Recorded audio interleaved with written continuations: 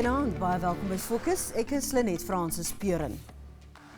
In die hartjie van die Kaapse bende wêreld word baanbrekerswerk gedoen om 'n gemeenskapsdroom te verwesenlik. Dit is om 'n dodelike slagveld te omskep in 'n kleurvolle gemeenskapsentrum. Indien die projek wel suksesvol is, sal dit nie net die lewens van die gemeenskap van Lavender Hill verander nie, maar dit kan ook as 'n voorbeeld dien vir ander sukkelende gemeenskappe op die Kaapse Vlakte. Die verslag deur Hazel Friedman. Die stemwerk is gedoen deur Wania van der Heever en het 'n waarskuwing, die beeldmateriaal in hierdie verslag kan sommige kykers ontstel. Bekende klanke en 'n bekende gesig op die Kaapse Vlakte. Sporadiese bendegevegte in Lavender Hill, Hannover Park, Bontjewil, Mannenberg en Mitchells Plain, om maar net 'n paar van gevegsones te noem. Dis werklik 'n harde lewe. Hier bly die pot met goud aan die einde van die reënboog altyd leeg. Bendeverwante sterftes het 'n leefwyse geword en kinders is dikwels die slagoffers. We've got more children at bodies laying in the streets than we have adults. And that's the saddest part of it all. Hulle moet iets doen om ons gemeenskap uit te help, want ek dink dat dit is nie mooi dat ons kinders so moet afsterf nie. Maar in woonbuurte soos Lavender Hill is die gemeenskap vasbeslote om bo die geweld uit te styg deur die slagvelde te omskep in 'n plek van pret, genesing en hoop.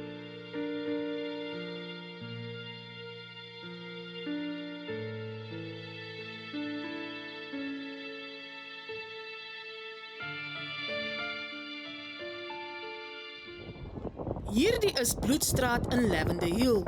Die straat word omring deur strydende bendes wat dikwels in gevegte betrokke raak.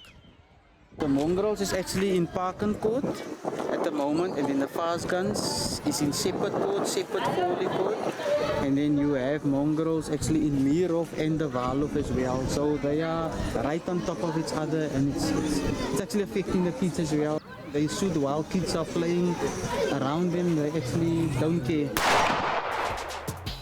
Op 1 September is die leier van die Fast Guns, Chester Nelson en sy 11-jarige seun Jordan Brown in hulle huis vermoor.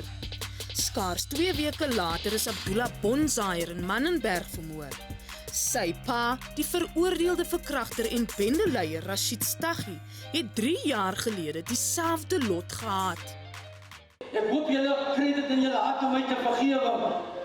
Ek het baie besluite geneem, besluite wat ek glo wat aan die hand van my as die leier, wat aan baie mense gedood is, waar ek die besluite geneem het. Diegene wat gewelddadig lewe, sterf dikwels gewelddadig. Maar honderde onskuldige kinders is dood in die kruisvuur. Hulle betaal die prys vir iets waarmee hulle niks te doen het nie, soos die 5-jarige Valentino Grootjie, wat op 21 Desember 2019 in sy eie agterplaas doodgeskiet is. Dit is dieselfde dag waarop Staghi begrawe is. This place isn't a place for any young child who's living here around. But because your child is not even safe in that home, suddenly you hear your child has been shot. Now you go tell thee. You never had a chance to talk to your son or to your daughter. To say the final goodbye. The time you came there, your son is gone or your daughter is gone. You will never have the chance to say to your child you love them. En in Augustus 2019 is die 7-jarige Natalia Pinaar vermoor waar sy buite hulle huis gespeel het. Natalia se oom, die 16-jarige Darren Martin, is in Junie vanjaar dood toe hy in die kruisvuur beland het op pad huis toe van 'n gemeenskapsentrum. Dan ons is besig met sporting programs at the community center, Lavender Community Center itself, waar ons allerlei soort van speletjies vir hulle probeer aanbied waar hulle nou net veilig kan wees uit die geskietery uit, verstaan. Maar het lyk vir my amper soos dat daar is nie help redig wat kom na ons toe nie. Verstaan van hoe lank gaat die ding nou al aan wat hulle so skiet oor mekaar. Dan word dit vrede gemaak, dan word daar weer geskiet, dan word daar vrede gemaak, dan word daar weer geskiet. It becomes a cycle that the friends of the murdered guy, they become gangsters. They basically, the opposition gang comes to them and actually tells them, look here, they've killed your friend. here's a gun, you need to go and sort them out. And when you have the gangsterism on the one side, you need to also look at the healing component, where you make sure that then the youth that we can rescue, that they are being taken through a system where they okay. All these kids are at that stage now where this is just a normal for them. The trauma only stays for that moment, and it just kicks in after a while when when they really feel the need to cry. As julle almal nog alright? Ja! Kom aan, as julle bly julle is nie. Maak Nicholson is 'n geliefde sokkerafrigter in Lavender Hill. Saam met talle ander lede van die gemeenskap was hy een van die stigterslede van die Styg uit Bo-ontwikkeling projek of Rise Above Development, ook bekend as RAD. Sedert 2017 bearbei hulle die stad Kaapstad om te help om die slagveld te omskep in 'n gemeenskapssport- en kreatiwiteitssentrum.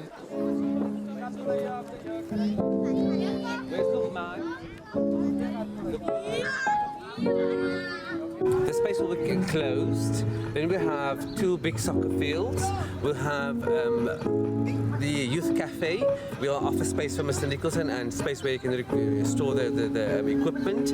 We would like to have then the community police forum. Their whole office is based on the premises, so the community can go to the offices and seek assistance, but they'll be right here in the community.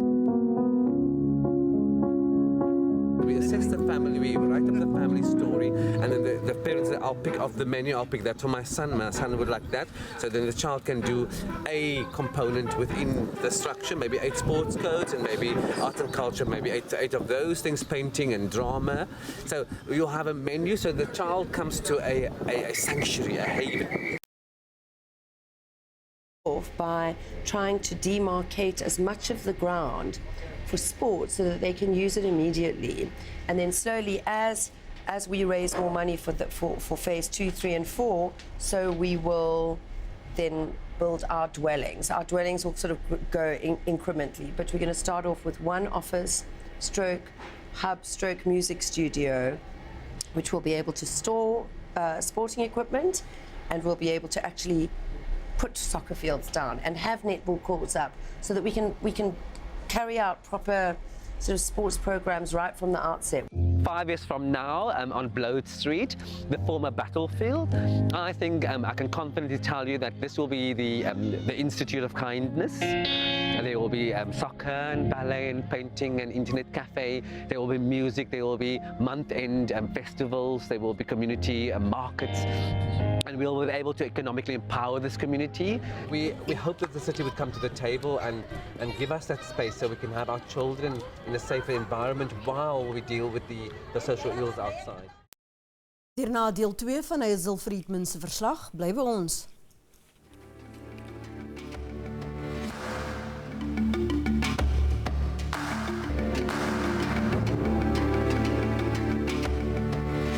Na 'n lang stryd om almal aan boord te kry, die droom om 'n gemeenskapsentrum van hoop in Lavender Hill te vestig, uiteindelik begin gestalte aanneem. Hier is deel 2 van Hazel Friedman se verslag. All eyes is going to be on you. There's a whole lot of people involved, but you're signing the papers today. You're taking the leadership today. You're representing the greater Lavender Hill community today.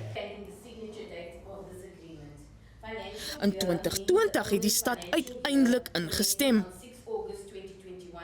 In September 2021 is 'n huurooreenkoms van 10 jaar geteken tussen RAD en die stad Kaapstad. They also got the chance to do it. They can do it if they want to. If you put your mind to something and there's a will inside of you, and you have a passion for people, you will do it. Acknowledgement go to the Turners of Lavender Hill that was so longing for this change for Lavender Hill, and that is what makes it for me such an extraordinary moment. What we're stepping up to is so tangible, so real, and it's so big, and how it will impact on the lives of the youth and the children of Lavender Hill now more than ever, because this is the first day of our journey, because we're all pledged when we step up to serve our communities for the best interest of the community. So that is the common denominator that we need to chase.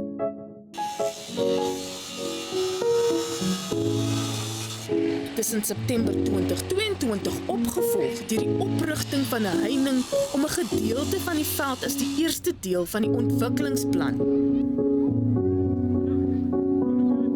Currently, phase 1, it will be the oasis, the hub that's going to be here, which will be a music studio, internet cafe, a library.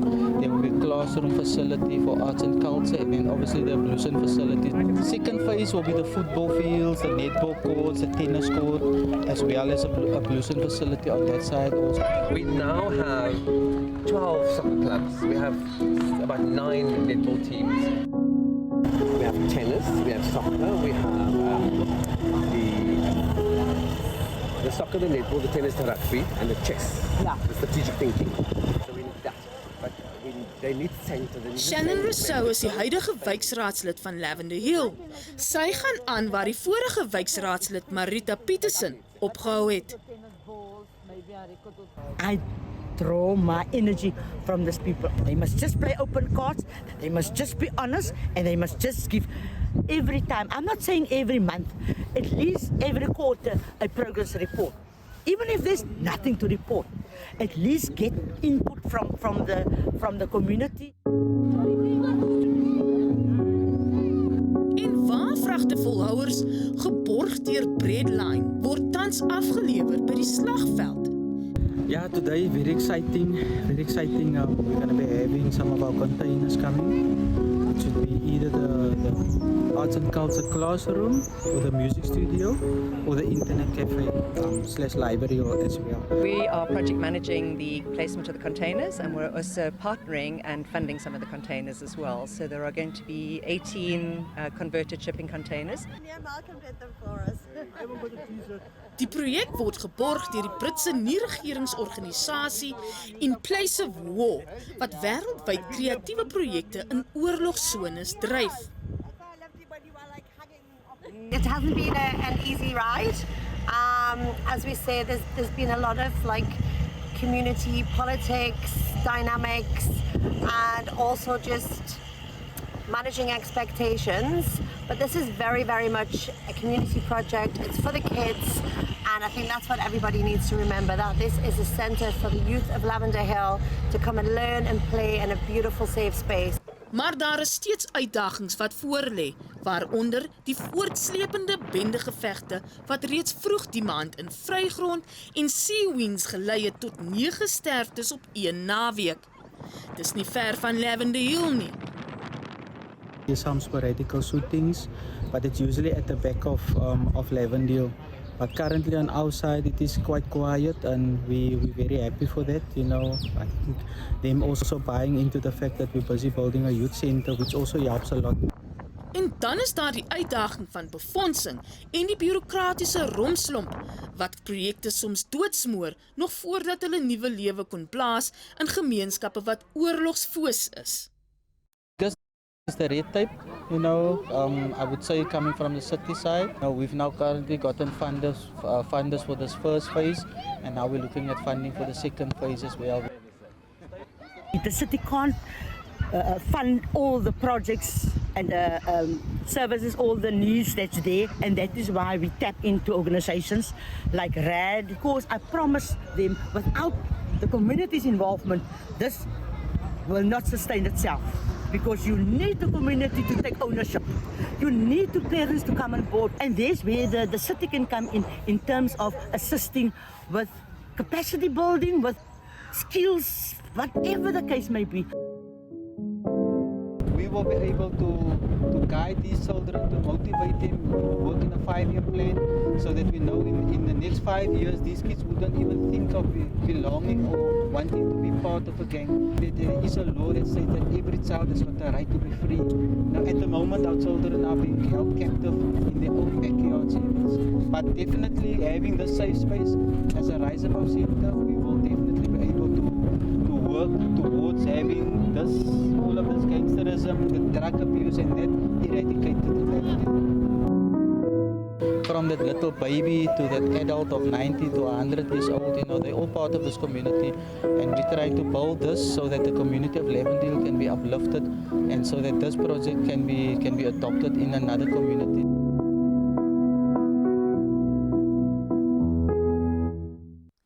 Bly ingeskakel net hierna praat ons met 'n Kaapse aktivis oor haar boek Letters to My Perpetrator.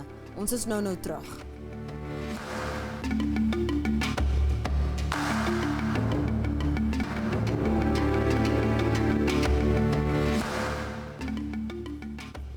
Welkom terug. Slagoffers van geweld op die Kaapse Vlakte vertel van hulle pyn en die pad na genesing in die boek A Letter to My Perpetrator.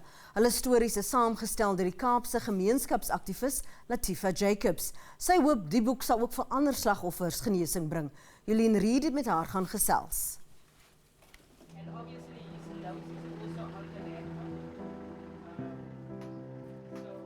Latifa Jacobs is 'n gemeenskapsaktivis in Murg en Been.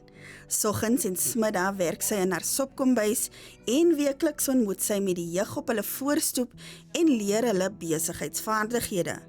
Benewens die positiewe saad wat sy saai, is sy dikwels 'n plek van veiligheid vir slagoffers van geslagsgebaseerde geweld, vrouemoord, bende geweld en kindermoorde. Deel of die oorsprong van die boek is al seker iets soos 3-4 jaar oud al. Ek het 'n Facebook page called In Honor of All Fallen Angels wat begin gewees het met Courtney se dood. En ek sit in die hof en die magistraat vra vir die perpetrator, die accused at that point, is jy alright? En die mami, Courtney se mami sit net agter hom. En ek dink vir myself, ja, hoe moet die moeder voel, die moederraad voel? Daar word meer consideration gedoen vir die perpetrator, because hy het sy regte. Kindermoordenaar Motimeus Sondes dien tans 2 lewenslange vonnisse uit vir die moord op die 3-jarige Courtney Peters. Hy het haar verkrag en vergiftig. Die kind se liggaam is 9 dae nadat sy vermis aangemeld is in 'n nywerheidgebied gevind. Is baie min wat jy hoor. Iemand was die opportunity gegee om die perpetrator te confront wat en hoekom en regtig te sê hoe voel die persoon. Die boek bevat handgeskrewe briewe, gedigte en stories van mense wat slagoffers is van bende geweld en geslagsgebaseerde geweld. Dit was baie overwhelming, want daar's baie mense wat nie die geleentheid het om die laaste woorde vir die perpetrator te gee nie. Maar vir my spesifiek, my perpetrator is oorlede en hy het vir my vergifnis gevra voordat hy sterwe. 7 dae voordat hy gesterwe het. En hy het met alles wat hy aan my gedoen het, waar almal in denial oor was. Kerk, familie, vriende, gemeenskap, even my kinders. Maar vandag kan ek vir my brief stuur, ek het hom al reeds vergeef die tyd toe hy vir my die vergifnis gevra het, maar om die brief nou te skryf en te sê jy is weg, ek sal jou nooit wie jou stem kan hoor nie, maar dit is eintlik 'n leuen want ek hoor nog sy stem. Wat hy vir my gesê het soveel jare terug, het nog 'n impak. Jy is nie genoeg nie. As ek iets probeer, sal hy okay gewees het met dit. When the secret is no longer in the darkness of the silence, it begins to lose its hold and control. Om die boek te vat na die tronke toe. Daar's 'n ding wat gekol word die victim dialogue. En ek wil hê hierdie stories moet geshare word. Because as jy kyk na almal die kindermoorde en die geweld wat plaasvind, dan is dit ex-offenders. So ek dink al sit iemand 10 tot 15 jaar in die tronk, besef hy regtig watte impak het hy, hoe het hy 'n hele familie, 'n hele huishoud, 'n hele gemeenskap van 'n positiewe lewe onderwrig en in onze areas, 'n mami kan nie net haar goed optel in haar huishoud en trek na rivier so 'n end om weg te kom van die trauma wat hy moet experience het.